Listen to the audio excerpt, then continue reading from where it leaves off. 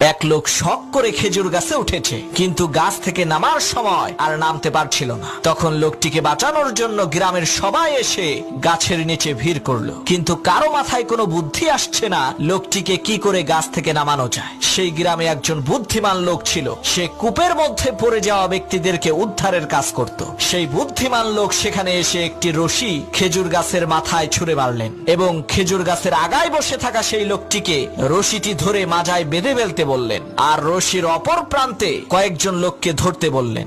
বুদ্ধিমান লোকটির কথা মতো তারা রশিটিকে ধরলেন। হঠাৎ করে সেই বুদ্ধিমান লোক বলল, এখন টান মারো। লোকেরা রশি ধরে টান দিল, সাথে সাথে সেই খেজুর গাছে থাকা লোকটি মাটিতে পড়ে মারা গেল। তখন গ্রামের লোকেরা বলল, আপনি এটা কেমন কাজ করলেন? লোকটা মরে গেল। তখন সেই বুদ্ধিমান লোক বলল, ভাই, এটা লোকটার কিসমতের দোষ, আমার কোনো দোষ নাই। এই একই টেকনিক খাটাইয়া অনেক মানুষকে আমি কুয়া থেকে বের করেছি।